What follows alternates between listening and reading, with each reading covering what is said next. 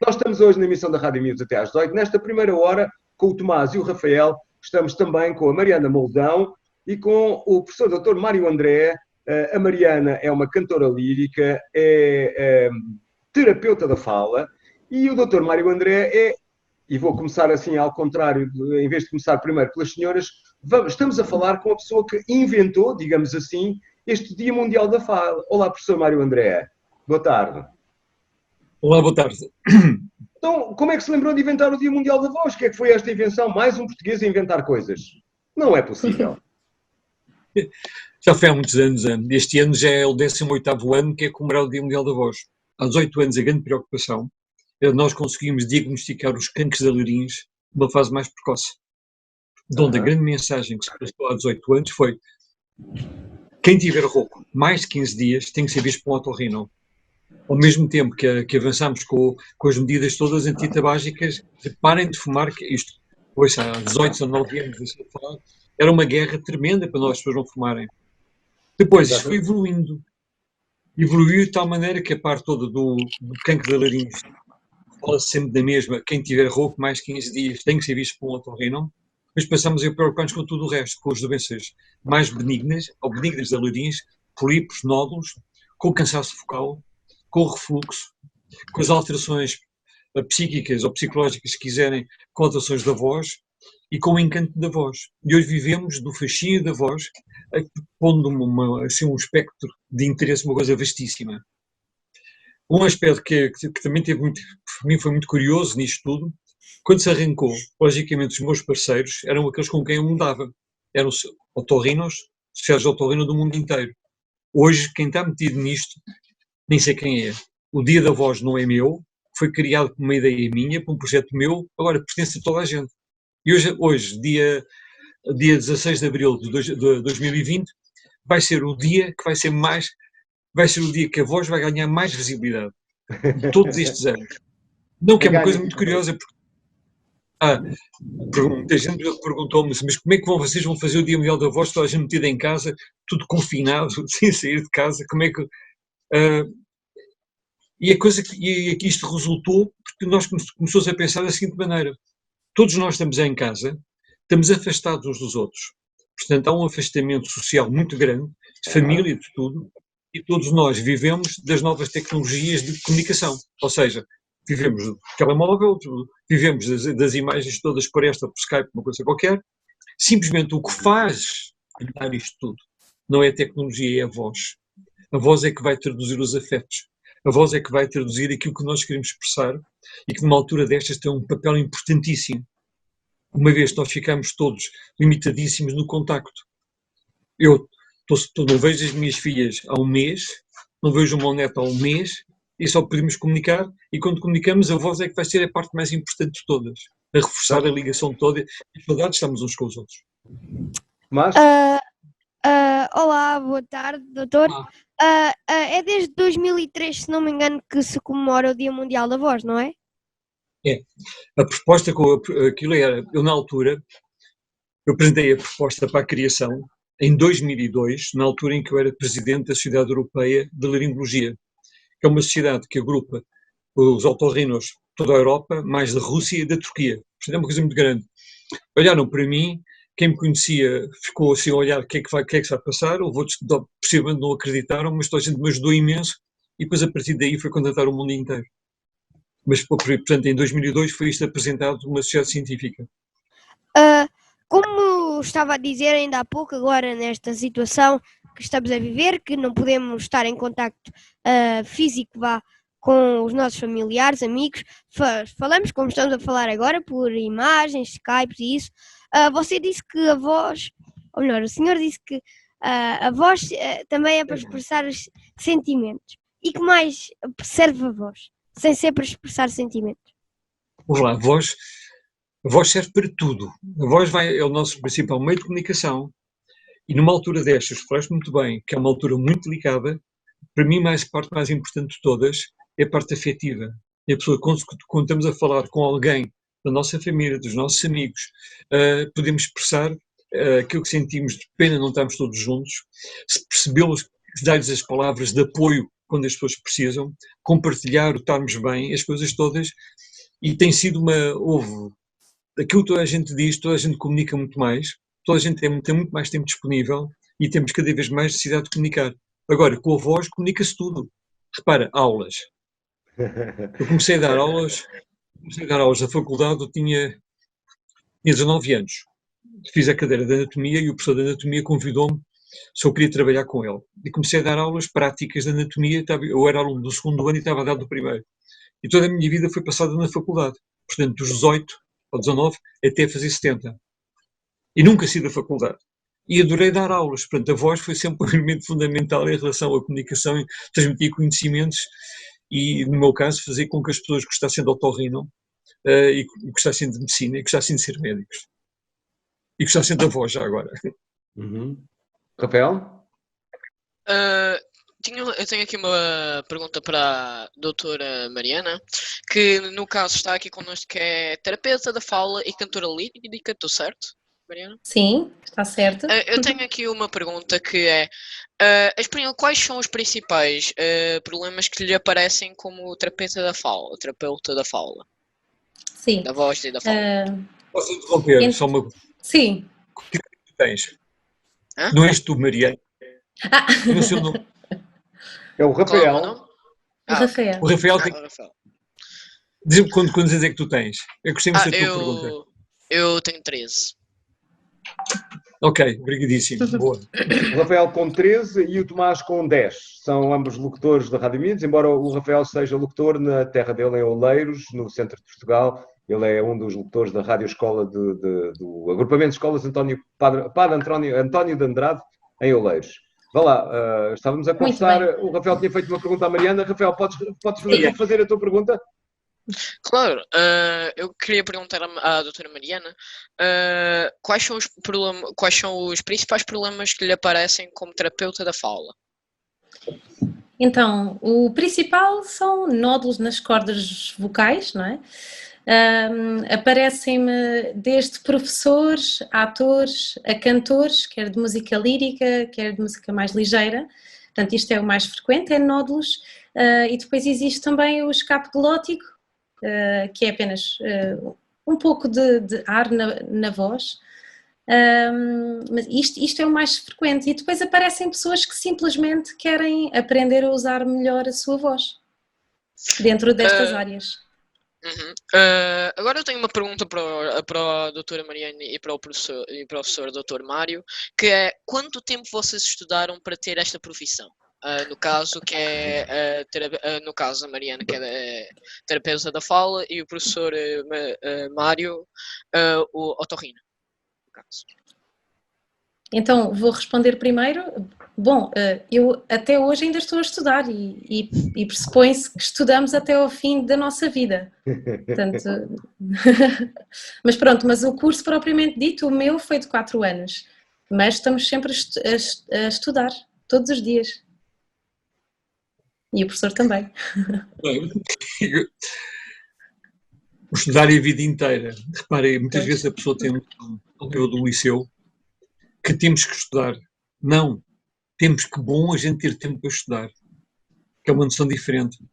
O curso de medicina na altura, portanto, eram 6 anos, mais 1 ano de estágio, mais 2 anos de internato geral, e depois de vários concursos a pessoa entrava para ter a especialidade que a pessoa gostava, que no meu caso é o otorrino, que na altura eram 4 anos, agora são 5. De onde? 4 mais 2, 6, mais 1, 7, 7 mais 6, dá 13, 14 anos. E depois a pessoa segue a vida inteira. A pessoa segue a vida inteira por prazer. Portanto, a noção do aprender, o aprender é mais que estudar. Estudar às vezes pode dar uma carga, tem que ir estudar. Não. O poder aprender é diferente. É o prazer da pessoa descobrir e saber que há mais coisas para aprender, para ver, para aprender, para juntar aquilo que sabe, etc. É o desenvolvimento do conhecimento permanentemente. E em medicina não é só a atualização, é tudo o resto. A medicina é a vida inteira. Aliás, em medicina, eu disse várias vezes e continuo a dizer, ser médico não é uma profissão, é mais que isso, é uma forma de estar na vida. A pessoa é médico 24 horas por dia, desde que acorda até que adormece e no dia seguinte está a ser médico permanentemente. É verdade. Então, deixem-me só recordar, Estamos em direto na Rádio Miúdos. Olá, boa tarde a todos os que nos estão a ouvir. Estamos hoje, no Dia Mundial da Voz, a falar com dois especialistas da voz, Mariana Moldão Martins, ela é terapeuta da fala e cantora lírica, e também com o Dr. Mário André. Ele é o ex-diretor do Serviço de Otorrinolaringologia do Hospital de Santa Maria, foi professor na Faculdade de Medicina, está formado, mas é ele praticamente o inventor deste Dia Mundial da Voz. Foi ele que sugeriu aos seus colegas que este Dia Mundial da Voz passasse a ser comemorado para chamar a atenção para todos os problemas da voz. Isto começou em 2003. Ora bem, estamos à conversa nesta emissão em direto com o Tomás e com o Rafael em Oleiros, o Tomás no Cadaval, o Rafael em Oleiros e a Clara no Bom Barral. Olá, Clara, boa tarde. Olá. Eu gostava de aproveitar, boa tarde, Dr. Mário Andreia e Doutora Mariana, gostava de aproveitar para fazer uma pergunta, que é esta: nós temos aqui um grupo de cerca de 30 jovens locutores em formação, alguns poderão seguir a profissão, outros não, mas pelo menos para já o que estão é aprender a fazer rádio e por essa via utilizar a voz. E eu queria perguntar-vos quem são, para estes jovens locutores em formação, quais são os grandes amigos da voz e quais são os grandes inimigos da voz? Ora, boa. Não sei qual dos dois quer responder. Ótima pergunta. Hã? Os inimigos e os amigos da voz. Os amigos ou os inimigos. Isso é um bom termo, é uma boa classificação. Eu começo. O primeiro amigo é a pessoa ter um otorrino que acompanhe. A segunda amiga tem uma terapeuta da fala que acompanha. Isto reparem uma coisa, é como uma pessoa vai aprender a jogar ténis, vai aprender a tocar piano e tem um professor. Tem um professor que vai acompanhando a vida inteira, que é uma espécie de coaching, e neste caso é importantíssimo a pessoa, sempre que precisar, saber que tem apoio. Quais são os cuidados a ter? A primeira noção é a pessoa ter que ter a noção de como é que a voz funciona. A chave da voz, a primeira parte, é a parte da respiração. A respiração, quem respirar consegue cantar, consegue falar. Quem respirar mal vai se cansar e vai entrar em esforço. Aquilo que foi mais divulgado ao público em geral e, portanto, todo este grupo que quer seguir uma voz profissional, é o cuidado a ter com a hidratação. A hidratação é beber água. Aí faz-se uma ressalva muito grande. A água não são bebidas. A água é água.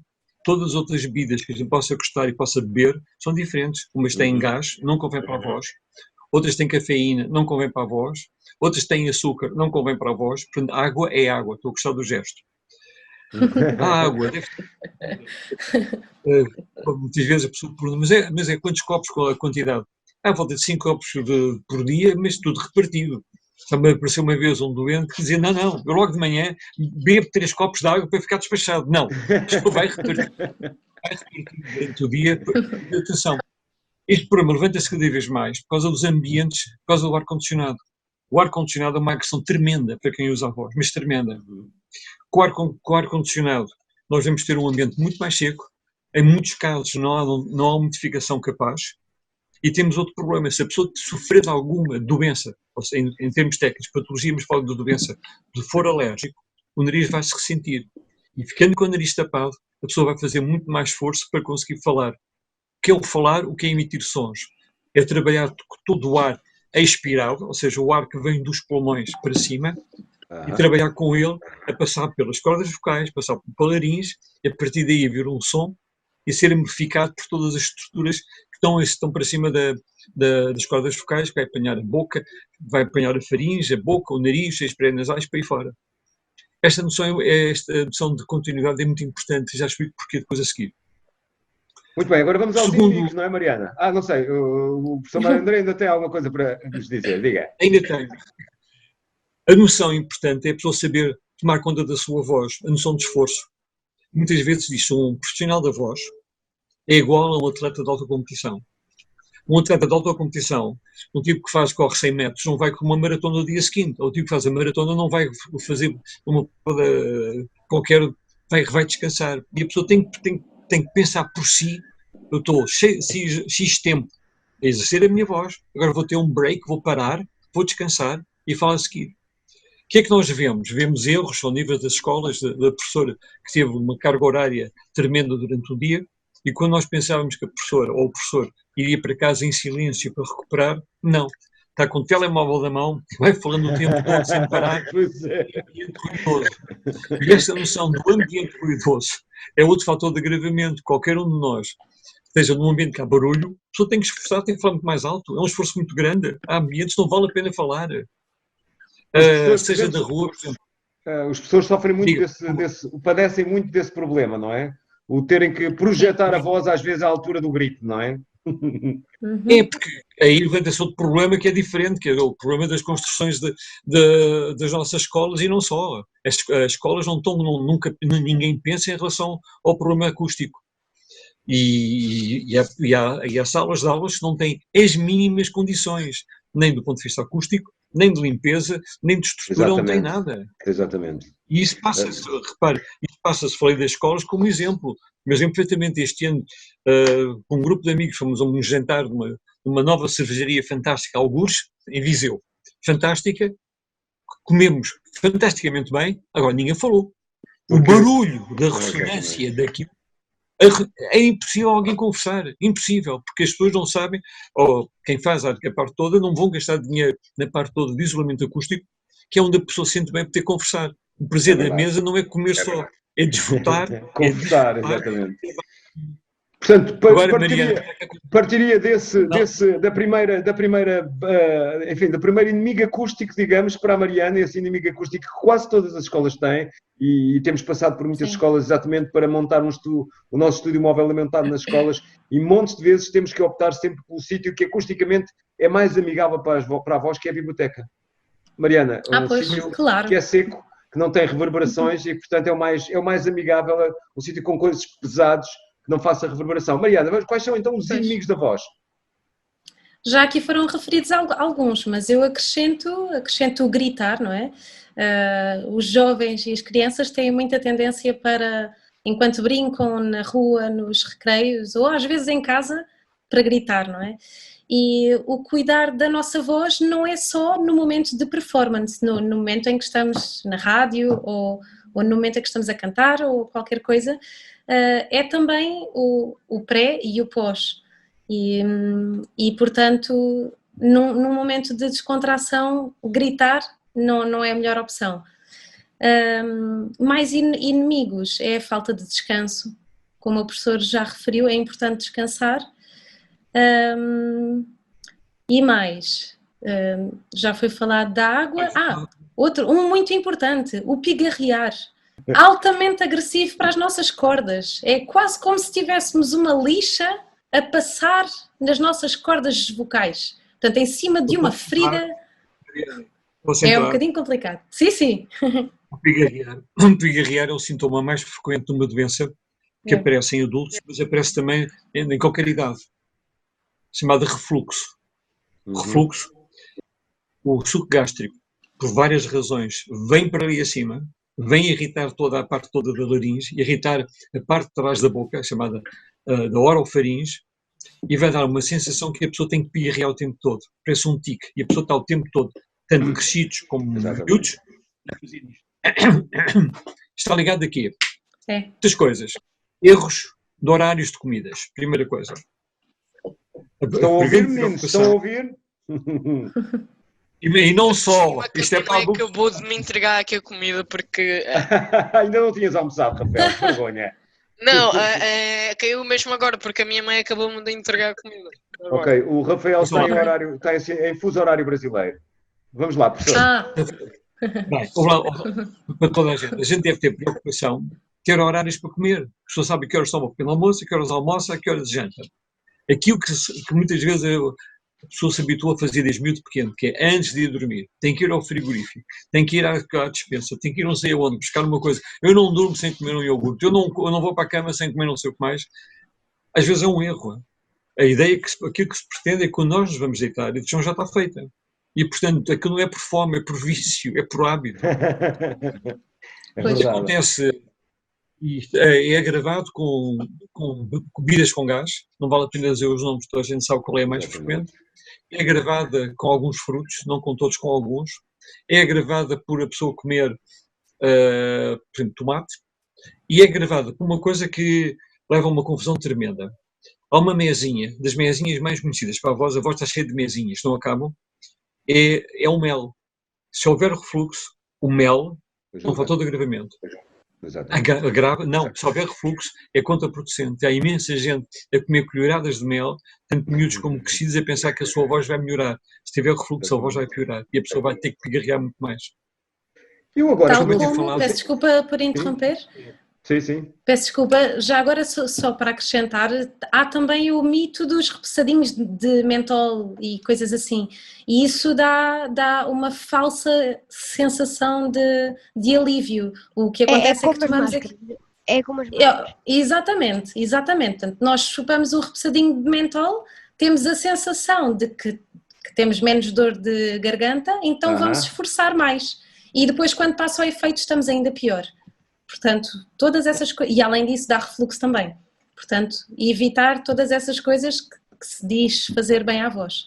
Exatamente. Na verdade. Okay. Quais é que são os sinais de alerta que devemos ter com a nossa voz? Por exemplo, se nos perguntarem, o que é que nos podem perguntar para afirmarem que nós temos algum problema? Olha, de repente sentires que a tua voz está diferente, ganha rouquidão. A voz cansaste a falar. Sabendo, no sexo masculino, é importantíssimo a pessoa ter a noção que a voz que a pessoa tem aos 8 anos não é a mesma que vai ter aos 12 ou aos 14. Enquanto que a voz no sexo feminino vai se mantendo, no sexo masculino tem alterações enormes, que podem muitas vezes ser tão grandes que a pessoa sabe que a voz não é dele, que a voz que sai não corresponde com o tamanhão que ela já tem, porque é a fase da puberdade. E nessas alturas a pessoa tem que ter imenso cuidado em não esforçar a voz, em esperar que aquilo passe. A pessoa, no caso a pessoa está ligada à rádio, a pessoa continua, mas defende-se do cansaço, não exagera, não procura esforçar para compensar uma voz que não é dele, porque a voz vai se adaptando, a laringe está em perfeita modificação, é um problema hormonal, a laringe modifica-se completamente, aparece a maçã de Adão, e chama-se de Adão porque é característico do sexo masculino, que é um caráter, portanto, conhecidíssimo, todo ligado à definição de sexo, etc. E a pessoa nessas alturas tem que dosear muito bem os esforços. Nós temos muitos problemas quando e hoje aparecem imenso de miúdos a cantarem muito bem, e que de repente chega a uma altura em que a gente tem que se dizer, pelo amor de Deus, ele é um sucesso como está, a partir daqui se esforçar, ele vai arriscar-se a perder completamente a voz, ele tem que saber esperar. E a pessoa tem que perceber que está numa fase de crescimento, de desenvolvimento, que vai passar para uma fase de adolescência, e a pessoa tem que parar e tem que perceber que não pode fazer nada, tem que ser, olha, estou a crescer, a minha voz vai ficar diferente. Agora, muitas vezes é traumatizante porque a pessoa cresceu fisicamente e a voz não cresceu, a voz ainda está uma voz infantil. E, portanto, há uma discrepância que diz como é que uma pessoa que é um matulão, que está a jogar basquete, não sei o quê, a pensar que vai para a NBA, tem uma voz que parecia a da irmã dele. É hormonal, não tem gravidade nenhuma, uma coisa que passa com o tempo e mais nada. A pessoa pode esforçar. A minha pergunta tinha exatamente a ver com isso, eu já não sou adolescente, mas tinha exatamente a ver com isso, porque é que a voz muda quando nós passamos para a adolescência, não é? Sei que há um alargamento das cordas vocais, não é? Das pregas das cordas vocais. Mas não é só, é a própria laringe. A laringe duplica o tamanho. A laringe até à puberdade, o diâmetro anteroposterior é igual ao diâmetro lateral. A partir daí modifica-se completamente. As cartilagens crescem, tudo se desenvolve de uma forma diferente, a laringe muda de posição. Vem mais para baixo, a voz fica mais grave. E pronto, às vezes é um processo que pode demorar meses, como pode demorar um ano, pode demorar mais, varia de pessoa a pessoa. E que não varia de pessoa para pessoa. Nós temos cá um caso divertido, que é o Gabriel, que é o mais alto da equipa e que era o que tinha a voz ainda, a voz de miúdo, e que queria sempre fazer, quando tínhamos que fazer diálogos com uma voz masculina e uma voz feminina, ele dizia, então mas porquê que não pões a minha voz agora? E eu mostrava-lhe a voz para ele perceber que a voz dele ainda não era a voz do rapaz grande que ele era, não é? Ainda não era. Neste momento já está a mudar de voz, já tem uma voz grande. O Rafael tem uma pergunta. Sim, temos aqui também a doutora Mariana, que é terapeuta da fala e cantora lírica. Gostaria de fazer uma pergunta. Qual é a parte mais difícil de ser cantora lírica? Essa pergunta agora apanha-me desprevenida.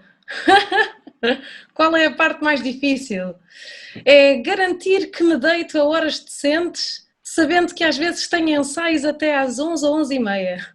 E se o descanso é das coisas mais importantes? Fora isso, qual é a parte mais difícil? É manter a voz em condições saudáveis. Se cantarmos todos os dias, é manter essas condições todos os dias, porque muitas vezes nós temos de cantar independentemente do nosso estado.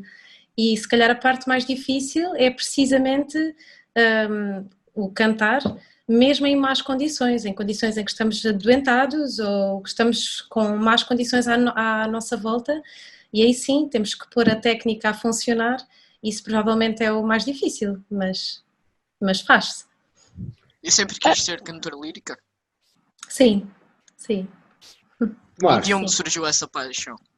Verdade. Eu comecei a estudar música em pequenina. Foram os meus pais que decidiram pôr-me a estudar música e desde pequenina que gosto de cantar e de tocar. Na altura tocava o piano também, mas entretanto fui-me apaixonando pela voz. Ah, é? Boa! Pronto, e entretanto apaixonei-me pela voz. Tu tinhas uma pergunta, Tomás? Sim, sim. Porquê que começou a cantar lírico? Foi porque foi educada assim ou tem alguma razão especial?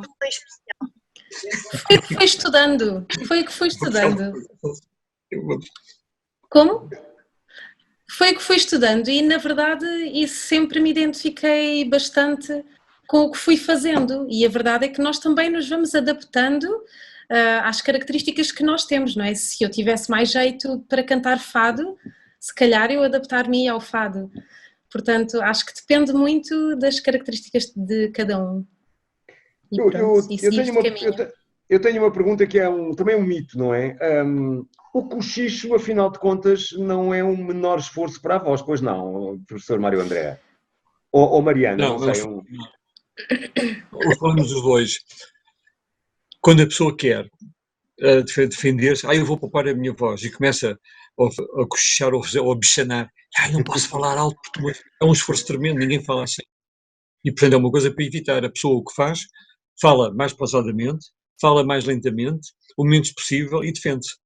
E havia uma coisa que eu queria acrescentar em relação à Mariana, não em relação à parte lírica, em relação ao canto. Há uma fase da vida em que toda a gente gosta de cantar e o grande problema é que a pessoa quer imitar os cantores que a pessoa gosta. Olha, não é possível imitá-los porque eles são únicos e a voz não vai lá e a pessoa muitas vezes tem que ter imenso cuidado para não se estar a esforçar inutilmente. Eu há muitos anos, nós fizemos na faculdade, mas foi já há um par de anos, estou esgotadíssimo, não tenho mais, nem tínhamos feito que era uma coisa para miudagem, explicar a voz, e chamava-se Queres ter uma voz fantástica? E uma das coisas que tínhamos posto em relação a cantar, vais arranjar um professor que te ensina a cantar de acordo com a idade que tens. Exatamente. Para não se cometer. Reparem, se toda a gente, uma pessoa que hoje em dia, não na minha geração, hoje em dia, quem quer tocar piano tem aulas de piano, quem quer tocar baixo, quem quer tocar bateria tem aulas de bateria. A pessoa que vai cantar tem que ter aulas, não vai dizer, eu tenho muito jeito. Ainda bem que tem jeito, mas só o jeito não chega. E na idade da miudagem, leva um esforço muito grande que pode comprometer. A mim mete muita impressão muitas vezes ver que há miúdos com uma voz fantástica, mas fazem esforços de animarem festas durante muito tempo, muitas vezes sem saberem porquê, mas há uma indústria familiar de exploração de menores. Isso está a acontecer atualmente com um dos cantores de um dos grupos mais populares da pop portuguesa, os Capitão Fausto. Acontece que o Vasco, eu creio que ele se chama Vasco Wallenstein, notou-se na voz dele, desde o início até agora, ele se esforçou demasiado a voz durante os primeiros tempos, os primeiros 4 anos, e neste momento está com grandes dificuldades em colocar a voz da maneira que punha anteriormente. Isto nota-se perfeitamente o cansaço dele, e ele próprio se queixa que vai ter que parar um bocadinho, porque não estava habituado a tanto esforço na voz, e ele não é propriamente um cantor educado, digamos, não foi uma pessoa que teve educação para cantar, e o que lhe acontece agora é estar exatamente com graves dificuldades para voltar a cantar. Eu tinha mais uma pergunta que talvez a Mariana e o professor possam responder-me. Eu fico espantado com as pessoas que conseguem fazer imitações de outras vozes, imitações imitações incríveis que às vezes não têm sequer o timbre ou o tom da voz que a pessoa tem. Como é que isso acontece? Isso é manipulação dos filtros. Portanto, a nossa voz é formada na laringe e depois há um filtro acima das cordas que molda este som e que dá as características da nossa voz. E é a manipulação de todo este tubo, de todo este filtro. Mas atenção que isso é prejudicial à nossa voz. Isso, portanto, há quem Eu acho que consiga. sim, não é? Há quem consiga. Sim. Exatamente. Não, tem técnica. Tem técnica, assim como há técnica para gritar também. Há técnica para gritar que não convém aprender, porque não se deve. Não, de todo. Mas isso tem técnica e o problema é que há muita gente que o faz, mesmo entre nós, crianças e entre adultos, fazemos isso em tom de brincadeira e isso às vezes é mau e nós próprios sentimos que é prejudicial. Mas isso é a manipulação de todo o sistema. E é divertido. Nós, há uns anos, fizemos uma coisa na reitoria da Universidade de Lisboa, foi um dia inteiro sobre voz. Mas foi um dia inteiro em que alternámos concertos de 50 minutos com workshops de tudo e mais alguma coisa. Uma delas era a voz e a imitação. E pus 2 imitadores a explicarem a quem lá estava. Eu fui assistir parte, não pude assistir a tudo. Como é que eles faziam? E eu não fiquei muito surpreendido. A primeira coisa que eles fazem é a expressão corporal de quem querem imitar, que é importantíssima em relação à voz. Eles, quando assumem uma voz de uma figura que querem imitar, a postura modifica-se completamente para poderem, a seguir, é que entram na voz. Mas dizem, a primeira coisa, antes de chegarmos à voz, é a parte toda da postura com que a pessoa fala, que muda, que é diferente de pessoa para pessoa, que é muito... A voz identifica-nos a nós todos e a postura também. Muito bem. Mas é uma área fascinante, das imitações. Há outra pergunta que eu faço. O Rafael tem uma pergunta. Primeiro eles. Rafael. Aproveitando este tema da imitação de vozes, eu gostaria de fazer uma pergunta para os 2 professores. Como é possível que uma pessoa imite o Pato Donald? Assim, eu gostaria de saber, porque aquilo é quase impossível. Não sei como é que eles forçam tanta voz para conseguir fazer aquilo. Alguém pode responder, pelo amor de Deus? Não, mais uma vez isso é manipulação de estruturas, isso é com a ajuda da língua, é contração de algumas estruturas aqui na boca, cá dentro, mas eu não consigo fazer, eu gostava muito de fazer, sei mais ou menos como é que se faz, mas não consigo fazer, gostava muito. Mas olha, Sim, professor. Das vozes, desenhos animados da dobragem, eu tenho uma série de doentes que, portanto, a vida deles, embora sejam cantores à noite ou estejam no teatro, para eles é importantíssimo aquilo que ganham como a fazer dobragens e imitações, sobretudo infantis. É um esforço tremendo. Eles, ao fim de X tempo, desistem. Ou desistem de fazer a dobragem, ou desistem de tudo o resto e passam, assumem como uma vida futura sempre a dobragens, porque é um esforço enorme. A do Pato Donald é muito difícil. Há umas mais características, outras menos características, mas há pessoas que estão treinadas para isso. Agora, a voz não é nada saudável, é um esforço muito grande. E isso levanta-se problemas também se a pessoa em casa não estar a fazer imitações a tudo, porque não sabe fazer, tem técnica. Há uma pergunta que fazem assim, temos resposta. Uma das coisas que eu gostava também de perguntar, e estamos aqui de coisa, sabemos que na época, na Renascença, por exemplo, achava-se que a voz vinha do coração, não é? Era aquela ideia de, não, a voz vem do coração. A voz serve também como, digamos, como instrumento de sedução, não é, professor? Claro. As pessoas com vozes mais agudas, por exemplo, sabe-se que as pessoas com vozes mais agudas são atraídas por as mulheres com vozes mais agudas, são atraídas, por exemplo, por homens com vozes mais agudas, mas isso não é geral. Mas é um grande elemento de sedução quando funciona bem, não é? A voz é uma arma de sedução, mas é mesmo. E todos nós ouvimos vozes e a gente sabe perfeitamente, não há nenhuma ligação se a pessoa não gostar da voz do outro. Mesmo a pessoa falando, agora falando mais para cima, para mais crescidos, falando do encanto, da química, da pele, etc., para aí fora, a voz afasta logo desde o princípio, se a pessoa não gostar da voz do outro. Nós houve um ano, lançámos também numa das frases, até dos slogans em relação ao Dia Mundial da Voz, tínhamos sempre cuide da sua voz, goste da sua voz. E uma vez mudámos. Não, não é gosto da sua voz, é goste da tua voz. E gostar da tua voz é um fator, mas importantíssimo, de parte a parte, de um lado ao outro, para um lado e para o outro. Eu gosto da tua voz, é uma declaração fantástica.